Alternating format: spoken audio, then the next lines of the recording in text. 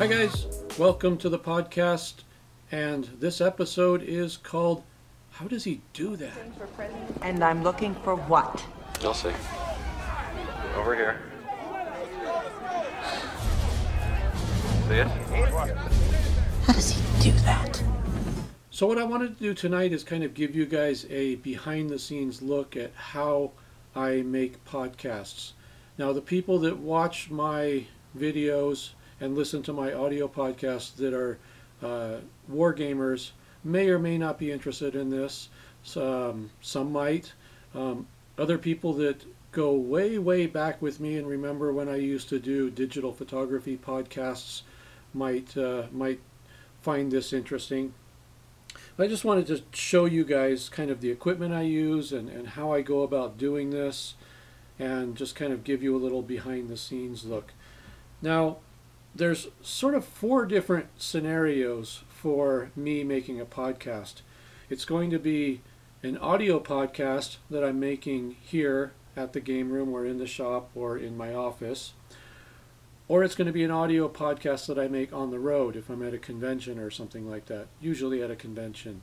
The third option is going to be making a video podcast here in the game room or in the shop or whatever. And the fourth option, of course, is going to be making a video podcast on the road at a convention or something. So in these different scenarios for podcasting, either here or on the road, audio or video, there's different setups. There's a different computer I might be using, there are different equipment I might be using depending on where I am or what I'm doing. So I'm going to take you through and show you some of that equipment in the next couple of scenes coming up here. But what I wanted to show you right now is my main video camera, because I want to use this to film the rest of this, so I can't really show it to you while I'm using it. This is the Canon G20. It's a very nice high definition video camera, and I've got it mounted on this strange gizmo here that you can hold it, and I've got the mic mounted out here. This is a Rode video mic with what's called a dead cat mounted on it. That's for if the wind is blowing, it keeps the wind from making that sound you hear on so many videos that are filmed with cell phones and things like that, that whooshing sound. This is a cool little rig for holding the camera and the microphone. I use this, and I also have this rig here. The camera mounts down here and the microphone mounts on top. I'll use this a lot at conventions because it's by no means a steady cam, but it does keep the camera a little more steady than when you're trying to hold it up and and jiggling it around. This you can just literally dangle it from a finger and it just kind of stays steady. And when you're moving it around, showing wargaming boards, things like that, you can just move it all over the place. You can get some really interesting, very low angles really easily, where something like this getting down low is kind of uncomfortable. So I have this that I use a lot, and then I have this one over here. This one here you can't use if you're using the viewfinder on the camera, because it ends up right back here. It gets blocked. So if I'm ever outdoors shooting and the sun is bright and the screen on the side is not quite as effective in the bright sunlight, then I like to use this rig so I can look through the viewfinder. So anyways, that is my main camera for shooting the videos that I shoot.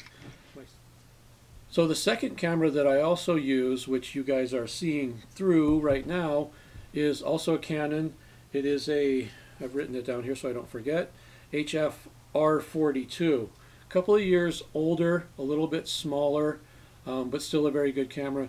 This camera that I'm shooting through now is the one that's usually mounted on my workbench. So when I do my workbench demonstrations, it's usually this smaller camera because it's a little easier to use. And attached to this camera is this microphone out here that I'm using at this moment, and that is an Audio-Technica ATR 6550. Very nice little microphone, good sound. It's a lot better than the microphone that's built into the camera, of course. Microphones that are built into cameras are okay for picking up ambient sound around you or whatever, but you're not going to get real good high quality audio until you get a Rode video mic or something like that ATR 6550. So, we have main camera, we have a sort of backup camera. I also have a, I don't dare call it a point and shoot because this is probably a pretty high-end pocket camera. This is the Canon G7X Mark II. Really nice little camera, and it does shoot some pretty cool video. I've been very happy with the video quality on this. The one drawback on this little camera here is that it does not have an external microphone input. So all of the audio it records are through the tiny little holes in the body on the camera. So that is a little bit of a problem. But it does have the fully articulating screen, including the flip up in case you want to do the sort of selfie mode or vlog mode. You can see what's going on. And I use this a lot for still photos too. I have a proper DSLR camera, a Canon 7D, but it's a big bulky thing. I don't carry it around at conventions and stuff. So I usually carry this for getting snapshots and video clips at conventions. So that gives you an idea a little bit of the equipment as far as photography goes. Now I'm going to take you into the office in the shop where the audio podcasting machine is that I use for recording the audio podcast here. And then from there we'll go into my home office where my video editing equipment is in there for the video podcast. And then we'll talk about what I do when I'm on the road. So let's get moving and get into the office and the shop, and we'll talk a little bit about audio podcasting in there. In this segment, I'm going to show you where and how I do my audio podcasts. This is a 27-inch iMac. It's out in the shop office, and it's not a particularly nice environment. However, the little tiny office that I'm in was actually designed and built to be a podcast studio, so it's very well insulated for sound. So I don't mind doing the audio podcast here. This is a very multi-purpose kind of room, but it can serve as a podcast studio still. And this is the Rode Podcaster mic. This is a really good mic for podcasting and recording audio. It's a USB mic, so it's just a plug and play with the Mac and probably with Windows as well. Microphones are one of those things where you can spend about as much money as you want, really. And I've got a couple of decent microphones and a USB mixing board and all that stuff in there. The mics are professional grade with XLR output, input, plugs and all that. But frankly, it's not worth all the hassle. This Rode Podcaster USB mic here, like I say, just plug and play and start using it, and it's got really awesome sound. So I do the audio recording on this computer out here. Like I said, it's a 27-inch iMac. It's about 2 or 3 years old, so it's not the very top of the line, but it's nice. It does the job, that's for sure. And then down here I have the M-Audio iControl, which is a control panel designed and built exclusively for GarageBand, the Apple product for recording audio. So this is really cool, where you can scroll through the sound clips and start and stop all different channels. Normally I'm just recording on one channel because I'm recording my audio. So this thing here is a bit of overkill, except for the fact that the start, stop, back and forth, record, and the I'm sure there's a name for this that I'm forgetting right now. Is it scrubbing? Yeah, I think it's where you can scrub through the audio. Those are very handy. A lot of this other stuff up here I don't touch very often, but just these controls right down here really make this thing worthwhile. So I think that's all I really need to say about this machine. It's an audio recording machine. Like I said, I'm using GarageBand, and not the latest version of GarageBand on purpose. This is GarageBand 11, also known as version 6. The newest version of GarageBand is not particularly well suited for podcasting. It's good for making music and things like that, but this version here, version 6, also known as GarageBand 11, is probably the best one they ever did for podcasting, and it's what I'm used to, so I keep using it. I have the latest version, of course, because Apple gives it to you, but I've installed this older version so that I can keep using it. So that is the audio podcasting setup here out in the shop office.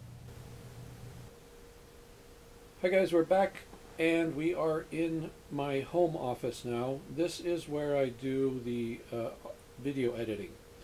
This is a 27-inch iMac, just like the one out in the shop. However, this is the newest, latest, greatest edition of the 27-inch iMac.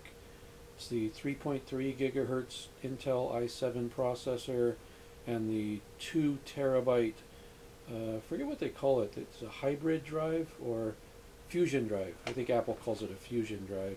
It's part solid state, part spinny wheel drive. So it's a pretty cool machine for video editing, and got the goofy little keyboard here with the template on it for Final Cut Pro. That's the software that I use for video editing that you're seeing right here, Final Cut Pro. Over here on the right, you can see this is a Yeti microphone made by Blue, the silver one there. I use that in here sometimes when I need to do a quick voiceover on a video, and I also use it for speech recognition on the computer, dictation. I use that Dragon Dictate program, which, by the way, if you want to try a voice to text voice recognition software program, I cannot recommend Dragon enough. It's amazing. But anyways, that's what I use that for. This little black microphone over here you're seeing is the one we saw out in the game room. That's the one that I'm using with the camera I'm holding now. So that's the computer. It's a dual monitor. I've got an LG 27-inch monitor next to it, and like I said, the keyboard there with the template on it. And of course my Bose QC35 headphones, amazing headphones. And let's see up here.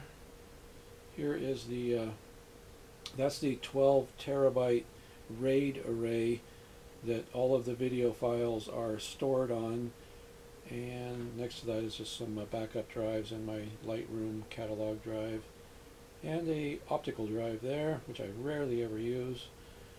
But so that's the machine that I use for video editing, either videos that I've shot here or videos that I've shot on the road that I haven't edited yet. I'll wait till I get home and edit them here. And there's the video that's up there right now is actually a portion of the video that I'm making now, if that makes any sense. I'm doing a little time travel. And what else we got? Well, we have the graphics tablet here. That's mostly used for still images. I do a lot of work with photography and still images in Lightroom. So videos that are made here and videos that are made sometimes on the road end up being processed right here on this machine. I think that's about all I really need to tell you about that machine, is that that's the video editing workstation. And well, it's in my home office, so it's pretty much my everything machine. But it does real good with does real well with video. So there's that. Now next we'll talk about my equipment for when I'm on the road making audio and or video podcasts. So last but not least, I want to talk about the equipment that I use on the road as far as editing. You've seen the cameras and microphones and things like that, but for editing I use this machine here. This is my Apple MacBook Pro. This is the not quite the latest version. This is not the one that has that that bar across here, that touch bar. This is the version just before that, but it's still a fantastic little machine. It has Final Cut Pro on it so that I can edit videos on there. And it also has GarageBand, so I can create and edit audio podcasts as well. And for the demands of the video podcast files, I have a 1 terabyte external solid state drive here. That's where all the video files get stored and worked on from there.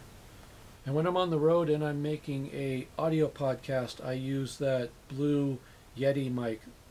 Blue is the brand name. It's actually silver in color. You saw it just a minute ago. That one goes with me for making audio podcasts on the road.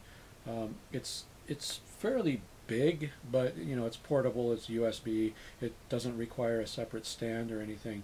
The Rode Podcaster mic that I have out in the quote-unquote studio is a much higher quality mic, but it requires that big arm and everything, so it's just kind of not convenient to take on the road. So I'll just plug the Yeti into this laptop and make an audio podcast here. So that's the machine I use on the road for audio and video podcasting. And I think that's about it. If you guys have any specific questions about podcasting, video podcasting, audio podcasting, video editing, I will try my best to answer. Go ahead and put those questions in the comments section below, and I'll see if I can get you guys the answers. I don't know everything, and there's people out there that are way better at this than me, but it is something that I enjoy and it's fun and I like doing it. So just thought I would share with you guys how it all happens and where it all happens. So there you go. Thanks a lot for watching. Talk to you guys later. Bye bye.